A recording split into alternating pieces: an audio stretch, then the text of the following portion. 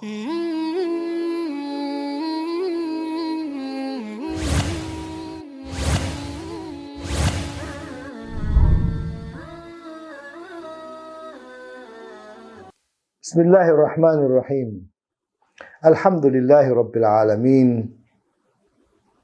Wa nusalli wa nusallim ala al-mab'uthi rahmatan lil alamin. Nabiyyina Muhammadin wa ala alihi wa sahbihi ajma'in. Amma ba'du, assalamualaikum warahmatullahi wabarakatuh. Mga minamahal po namin ng mga kapatid at mga giliw namin na taga-subaybay. Ang tinatawag sa wikang Arabic na at-tarbiyya al-imaniyya, ang pangangalaga pangangalaga ng sanggol sa tamang pananampalataya ay napakahalaga. Yung kasi ang pinaka, kung makasano, yun ang pinaka ugat ng Islam, na kung saan yun dun mo dapat umpisahan ang katuruan na itinuturo mo sa iyong sanggol. Siyempre, babae man o lalaki. Allahu Akbar. Babae man o lalaki. Kaya merong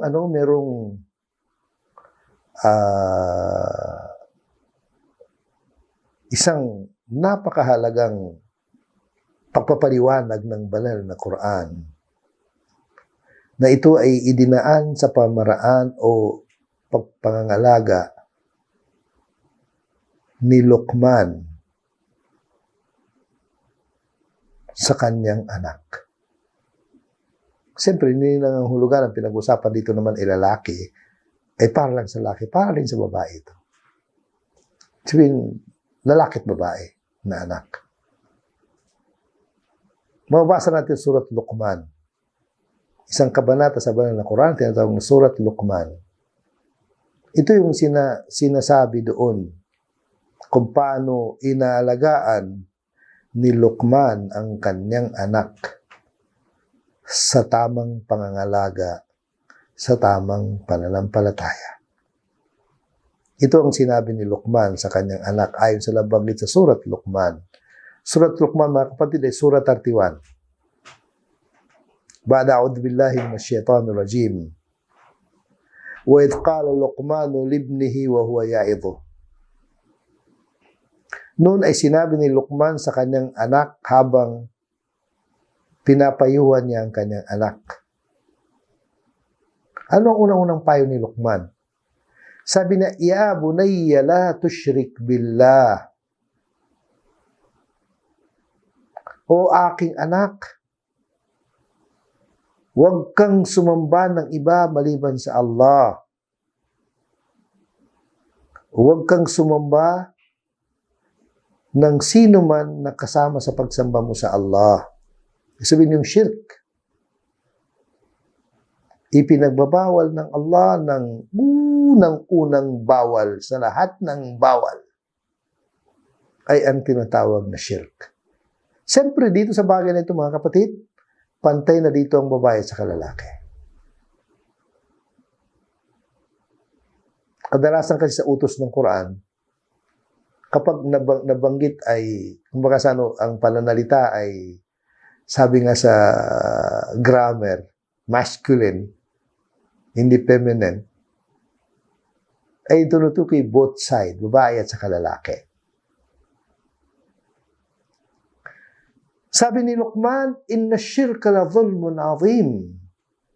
O aking anak, ang pagtatambal sa pagsamba sa Allah subhanahu wa ta'ala ay malaking dhulm. Malaking kasalanan. Actually, yun ang pinakapangunahin sa lahat ng kasalanan.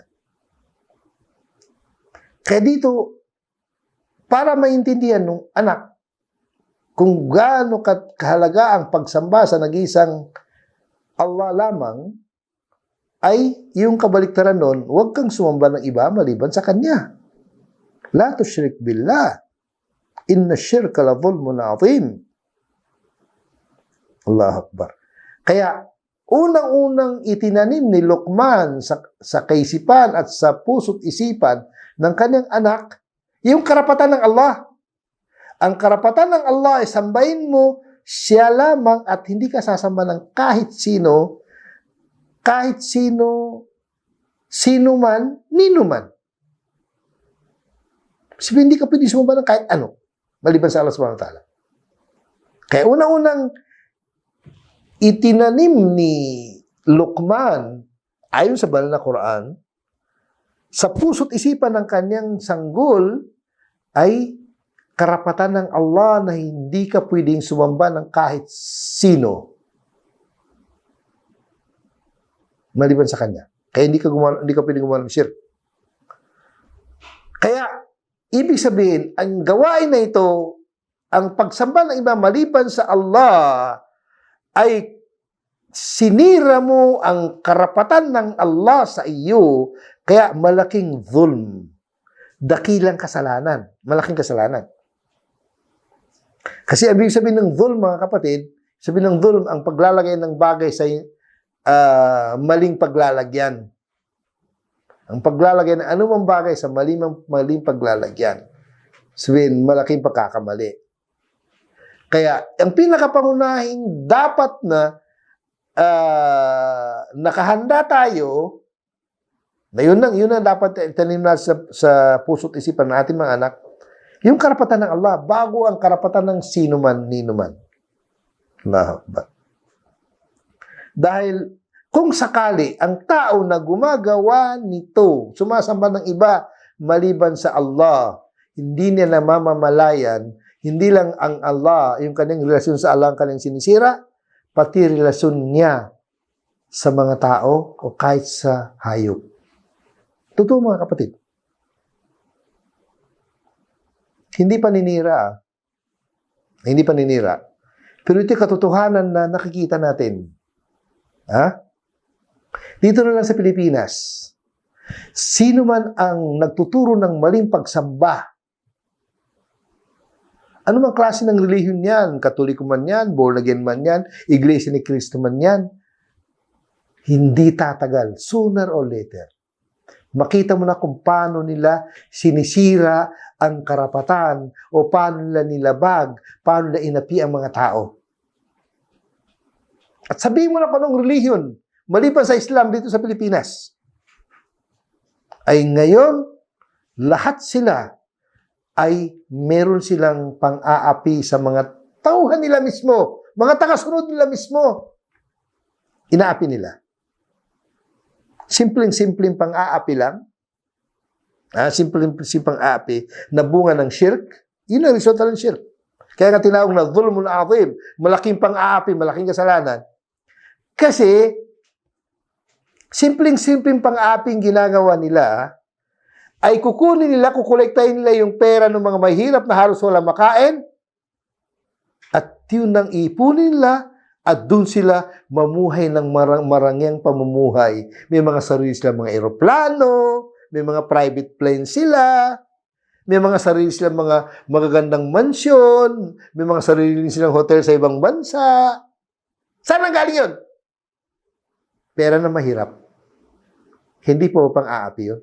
Kaya sabi nga ng mga scholar, kapag gumawa ka ng zulm sa relasyon mo sa Allah subhanahu wa ta'ala, tiyak, gagawa ka rin ng zulm o pang-aapi sa mga nilikha ng Allah. Sigurado na yun. Walang question. Sigurado na yun. At sino ang aangal sa mga Kristiyano sa Pilipinas na mali ang aking sinasabi? Sino? Walang problema kung ayaw niyong marinig. Pag sabihin niyo muli ko na ulitin, pero ulitin ko na ulitin eh. Kasi totoo eh. Allahu Akbar. Kaya yun ang totoo, mga kapatid.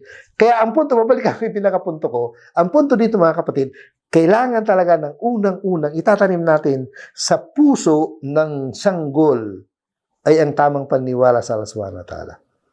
At yun ang pinakamahalaga na kumbaga, yun ang pinakamahalagang unang-unang naitanim natin sa kanilang puso't isipan, lalo-lalo na yung ina. Hindi ko sinasabing hindi tungkulin ng ama, pero siyempre ang ina kasi ang palaging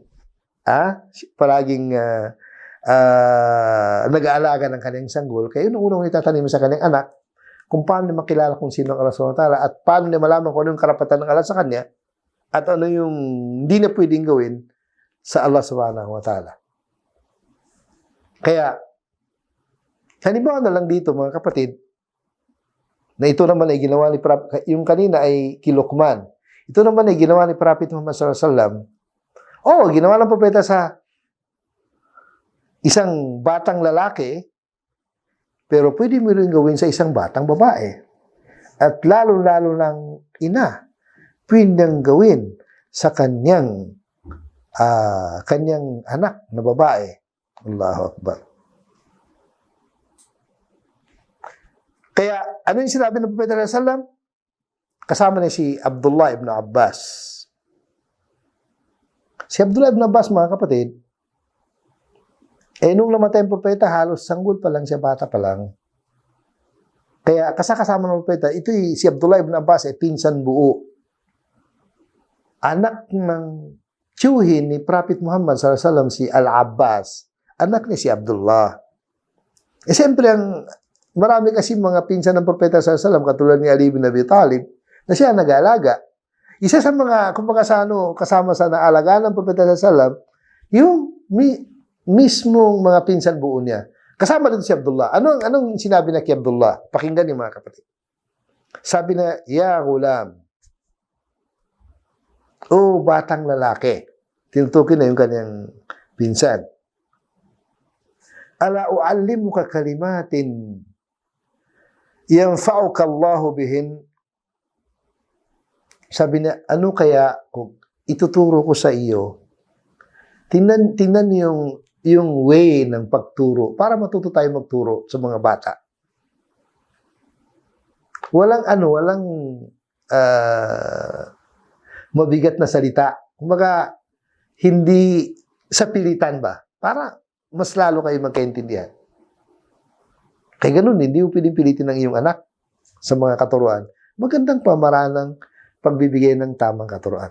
Sabi niya, ala uallimuka kalimatin yanfa'uka Allahu bihin. Ano sa tingin mo? Sabi niya, kung magbibigay ko sa iyo ng mga katuruan na maging kapakipakinabang sa iyo na mula sa Allah. Sabi niya, kapakinabangan mula sa Allah, na mapakinabangan mo kapag itinuro ko sa iyo ang mga bagay nito.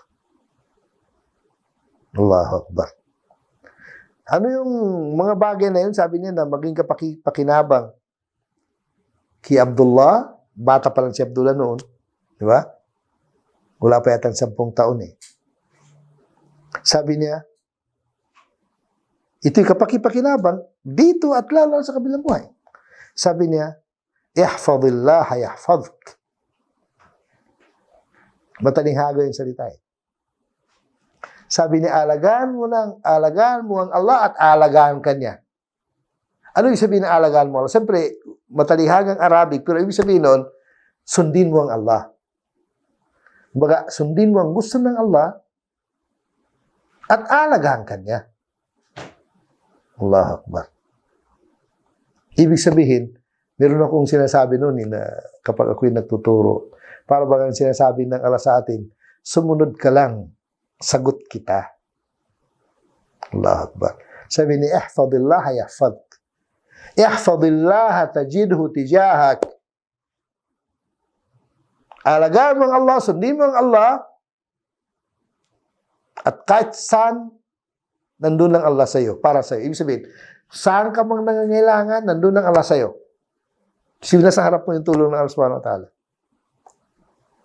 Allah Akbar. Yun ang unang-unang napakahalagang pakinabang. Kapag sinunod mo ang kagustuhan ng Allah, alagaan ka ng Allah, saan ka man naroroon, sa anumang sitwasyon, anumang oras. Yun ang unang-una. Yun ang resulta ng pagsunod natin sa, unang-una, pagsama natin sa kaisahan ng Allah, at sinunod natin ang kanyang gusto, siya ay aalagaan tayo kahit saan man tayo naroroon. At ito naman, para maintindihan natin kung gaano kahalaga na doon lang tayo manalangin, sabi niya, idha sa'alta fas'alillah. Yun ang sabi ng propeta kay Abdullah ibn Abbas.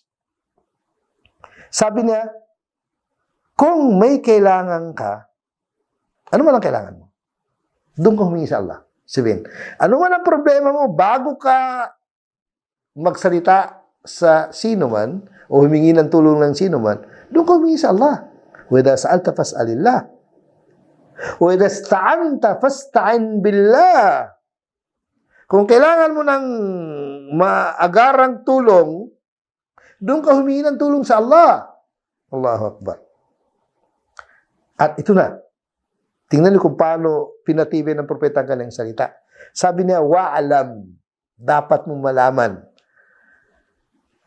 Anna al-khalqa law ijtama'u ala an yanfa'uka bi shay'in la yanfa'uka bi shay'in illa bi shay'in qad katabahu Allahu lak. Dapat malaman ang buong sanglibutan, lahat ng nilikha ng Allah. Kung gagawa sila ng kapakinabangan sa iyo, wala silang magawang kapakinabangan na mapapakinabangan mula sa kanila, mula sa mga nilikha ng Allah, mula sa tao, halimbawa, maliban sa nakatakda para sa iyo. Allahu Akbar. Walau istama'u ala ay yadurruka bi shay', la yadurruka bi shay' lama kataballahu alayk. At sabi na kung sakali naman gusto nilang mapahamak ka, sabihin, yung sangkatauhan o lahat ng nilikha ng Allah, gusto nilang mapahamak ka, hindi ka pwede mapahamak maliban doon sa nakatakda para sa iyo. Para bagang siguraduhin mo na wala kang aasahan doon sa kanila, dito ka aasa sa Allah subhanahu wa ta'ala. Rufi'atil aqlam wa juffatis suhuf. Nakataas na yung panulat, yung panulat doon sa nakatakda, nakataas na, at tuyo na ang sinusulatan. Yung tapos na. Tapos na yung nakatakda. Kaya siguraduhin mo lang doon ka lumalapit sa Allah subhanahu wa ta'ala. Allahu Akbar. Pagpatuloy po natin mga kapatid, dyan lang muna kayo.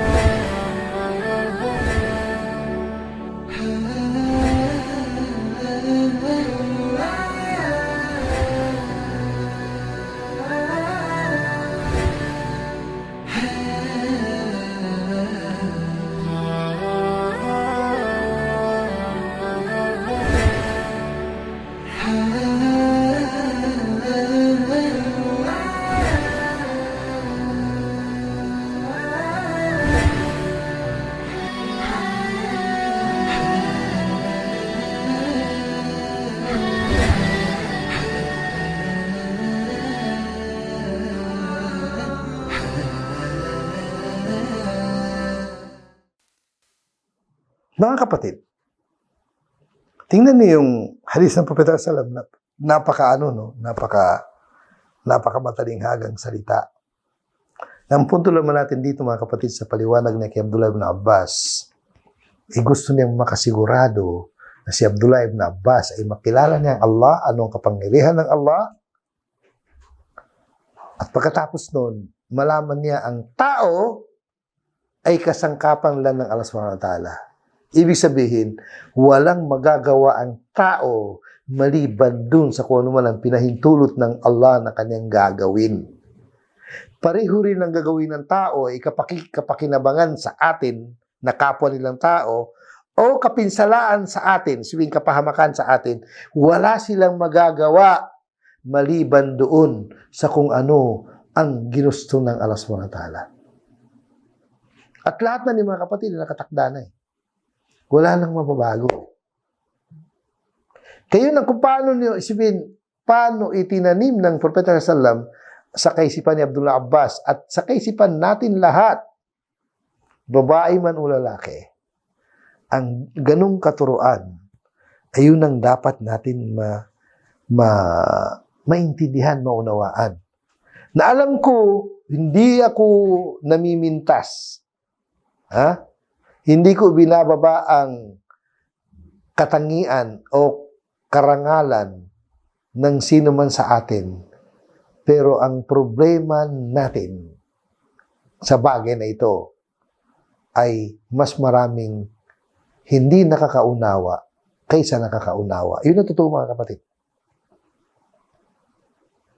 Kasi, ito simple lang kasi itong turo na ito, mga kapatid, katulad siya sabi ko, pantay ng babae at saka lalaki dito. Kailangan natin lahat. Bibihira sa tao na kapag nagkaroon ng problema, unang-unang maalala niya Allah. Karamihan, kung financial na problema, maalala niya kung saan siya hingi ng tulong, o saan siya uutang, o saan siya, kung meron sa isasanla, saan ang magandang pawn shop. Samantalang pawn shop ay haram. Kasi patubuan riba. Allahu Akbar. Kayo nang patunay na, ibig sabihin, itong bagay na ito, na which is, dapat na yun ang unang-unang ipaintindi natin sa ating mga sanggol. Yun ang unang ipaintindi natin sa ating mga sanggol, yung bagay na, kung paano tayo makikitungo sa Allah, ano yung dapat natin gawin at ano yung hindi dapat. Ano yung dapat na mangyari at saka hindi dapat na mangyari. Yun ang problema Kasi, maraming hindi nakakaunawa nun. Naalala ko, ito, patarastas lang na tama. May kasabihan yung mga matatanda nung aking kinamulatan ng konti. Yung mga ganun doon na turo na medyo malalim ng konti, hindi naman malalim yun Kasi sang-ayon yun sa fitra Sabi niya, huwag niyo muna ipaalam sa mga bata. Kasi sabi nila, kumbaga sa masisira yung kanilang astaghfirullah din. Hindi lang maintindihan na ibig sabihin. Maintindihan ng bata, no? Huwag mo lang kasing laliman. Huwag mo laliman.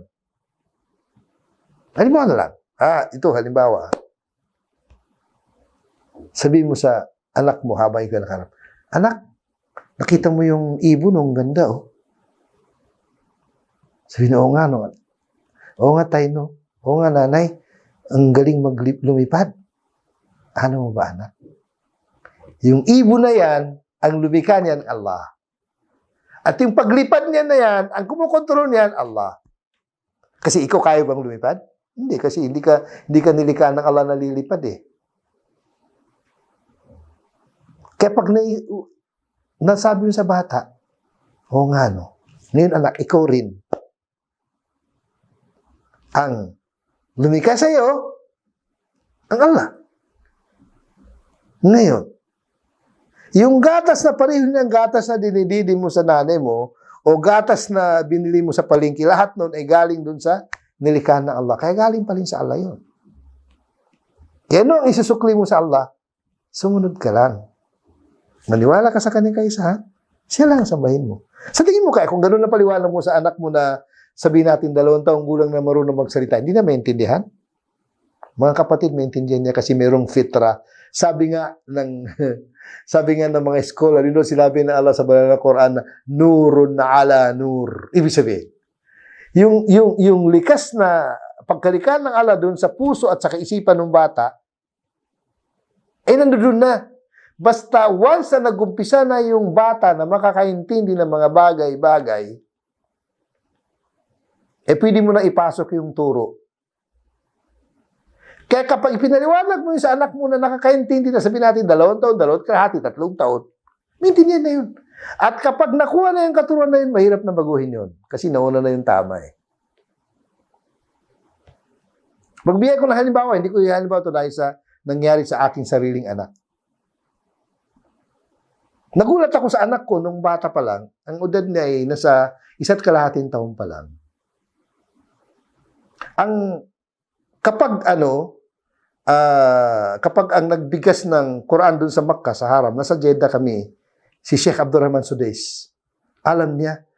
Hindi ko alam kung bakit, siya rin na nag-invento Ang tawag na si Abdurrahman Sudais, Tito. Sabi niya si Tito. Sabihin, tiyuhin ko, tawag na tiyuhin doon niya si Sudais. Ngayon, sa ganong edad, basta lumagpas na ng konti na 1 kalahati, mga siguro, wala pa naman 2 taon yung bata. Pag nakarinig siya ng nagbasa ng Quran, tawag niya, Amin, Amin. Sabihin, tawag niya sa Quran, Amin. Ngayon, nagulat ako, ito talaga, hindi ko sinasabi ito dahil sa anak ko, Sa ganong edad na wala pang 2 taong gulang, Meron siyang nahawakan na na magazine. Doon sa magazine, Islamic na magazine, meron doon mga article patungkol sa Islam. Tapos pagdating sa verse ng Quran, isinusulat sa wikang Arabic siyempre, sa sulat na Arabic at halos kahawig nung sulat sa Quran din na Arabic siyempre. O ganun mismo. Nagulat ako, binubuklat nung anak ko, hindi pa nakapag wala pa nga 2 taon eh. Nakita na yung sulat ng Quran, sabi ni Abi, amin, amin. Bakit ko inaalimbawa ito? Kasi huwag niyong isipin na ganong edad din, nakakaintindi na yun mga kapatid. Nagulat ako, sabihin, paano napag-iba, paano nakilala nung anak ko yung Quran at saka hindi Quran? Lahat ng sulat Arabic eh. Yung sulat na, nakasulat, yung magazine, wikang Arabic, tapos nakabukod doon yung Quran, paano siya na-distinguish nung bata, nakilala nung bata, saan yung Quran, saan yung hindi Quran? Nung nakita yung nakasulat ng Quran, sabi ni Abi, amin. Allahu Akbar. Ang punto ko lang ito mga kapatid, hindi ko sinasabi ito dahil anak ko, pero sinasabi ko ito na bilang halimbawa ko ng batang sanggol, kapag inaalaga ng mabuti, madali rin makaunawa. Allahu Akbar. Kaya alhamdulillah, sa edad na anong edad nung anak ko? Sa edad na siguro 4 na taong gulang, naisaulo na yung Diyos sa ama. Kaso nga lang, napatawa lang ako. Ito patalastas sa naisaulo na yung suratun na, babago na may saulo ang Fatiha. Kasi doon sa Diyos ama, walang suratul Fatiha doon. Allahu Akbar. Sabihin, sa ganung edad, nakakapasa na yung bata ng Quran. Allahu Akbar. Kaya mas una na yung naisaulo yung suratul Naba kaysa suratul Fatiha dahil walang suratul Fatiha doon sa Diyos ama.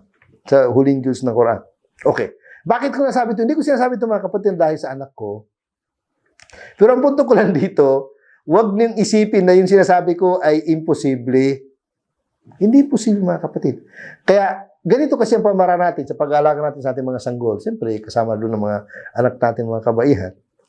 Ay, once na nakita natin na ito yung mga bata na ito nakakaintindi na unang-unang ipapasok natin sa kanilang kaisipan ay ang Islam. Lalo na Tauhid. Lalo na Aqidat at Tauhid. Inuuna na ipapasok natin. At sigurado mga kapatid, sigurado ako na kapag yun ang unang ipinasok mo, Allahu Akbar, hindi ka na mahirapan. Hindi ka na mahirapan. Kasi halimbawa ko pa rin, hindi naman ako nag-aalaga. Kasama ako pero mga anak ng kapatid ko, pero napapahiya ko minsan. Kasi, pagtawag ng adan sa sala, kasi minsan di pa mag-adan, adan pa lang, magudo na kaagad. Tapos, kung ako'y tulog, siya pa ang gigising sa akin. Yung gumigising sa akin, tapos na magudo. Bakit? Kasi yun ang kinamulatan ng mga bata, pagsasala pagdarasal Sabi nga natin, sambayan, yun ang unang kinamulatan nila. Kaya, hindi ka na mahirapan magturo Sa tingin mo kayo, mga ganong klase ng sanggol na ang edad pa lang 7 taong gulang, 8 taong gulang, 10 taong gulang, ay marunong na magsala. Kailangan pang turuan yung paglaki? Hindi na. Hindi na kailangan turuan. Allahu Akbar. Kaya ito yung mga katutunan, mga kapatid, ito katulad ng turo ni, hindi ako siguro kung anong edad ni Abdullah ibn Abbas nung binanggit ng propeta sa kanyang hadis na ito. Pero sigurado ko ang edad ni Abdullah ibn Abbas ay wala pang 10 taon. Ang salita ng propeta, matalinghaga pa, pero hindi gagawin ng propeta kung hindi naintindihan ni Abdullah. Sigurado siya, naintindihan ni Abdullah yung sinasabi niya. Naalam ba niyo anong kinalabasan ni Abdullah ibn Abbas na ang guro niya si Prophet Muhammad sallallahu alaihi wasallam mismo simula nung kanyang siya isang gol? Anong kinalabasan niya? Siya tinawag na Hebro hadihil umma. O isa pang pangalan niya, Turjumanul Quran. Tinawag siya, binansagan siya na tagapagpaliwanag ng banal na Quran. Sino? Si Abdullah ibn Abbas. Allahu Akbar. Siyempre, yun ay biyaya. Ibig sabihin yung blessing na mula doon sa turo ng propeta mismo Pero hindi yung imposible na kapag ikaw yung gumawa, ay hindi makakaresulta ng, kung hindi mo maabot yun, ay malapit doon sa ganun sabihin. Ganung level. Kaya mga kapatid, napakahalaga ng pag-aalaga natin sa ating mga sanggol sa ganitong kaparaanan. At ulitin ko yung pinakapaksa natin, ito'y obligasyon natin at karapatan nila. Karapatan ng ating mga sanggol. Karapatan nila. Ibig sabihin mga kapatid, tungkulin natin karapatan nila kapag hindi natin ginawa, mga kapatid, kapag lumaki at naligaw ang ating mga anak, ating mga sanggol, ay kasama tayo mananagot sa impyernong apoy. Kaya, huwag niyong isipin na inyong mga anak, ipagkatiwala sa mga yaya. Kasi kung hindi nag-alaga yung yaya ng tamang pangangalaga, mananagot tayo sa kabilang buhay. Mananagot tayo. At malaking pananagutan. Kasi alam katulong ko, paano sinabi natin doon sa gawain mabuti nila na kahit nandun tayo sa libingan, makikinabang tayo? Ganun din sa gawain masama kapag hindi natin sila tinuruan, hindi natin sila inalagaan ng tamang pangangalaga, ay mananagot din tayo mula sa libingan hanggang doon sa impyerno. Astaghfirullah, astaghfirullah, astaghfirullah. Hindi sana mangyari. Kaya itong sinasabi ko mga kapatid dito ay babala. Sabihin, binabalaan ko ang aking sarili at binabalaan ko kayo na wag natin baliwalain ang tungkulin na ito na karapatan ng ating mga anak dahil mananagot tayo sa kabilang buhay. Kaya, ganun kahalaga ito mga kapatid. Kaya, si Abdullah ibn Abbas, radiyallahu an, ay kita mo naman kung gaano siya naging kabuting bata. At isa pa sa ugali ni Abdullah ibn Abbas na napaka-humble, napaka-mapagkumbabang tao dahil kahit yung kaalaman niya ay punong-puno na siya ng kaalaman, pero humble pa rin. Okay, isisingin ko dito na patalastas. Sa ugali ni Abdullah ibn Abbas na nakakuha ng tamang kaalaman para hindi tayo magmamataas na may konting kaalaman. Problema lang kasi, kapag natuto na tayo ng konting kaalaman, hindi natin makikilala yung ating ustads kasi baka mas magaling na tayo sa ating ustads.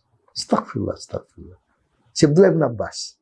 Meron siyang guro, nakalimutan ko lang yung pangalan ng guro ni Abdullah ibn Abbas. Guro niya ay tabi'i. Ibig sabihin ng tabi'i, hindi sahaba, hindi na nakita ang propeta. Pero, siyempre, meron siyang kaalaman na maaaring hindi narating ni Abdullah ibn Abbas.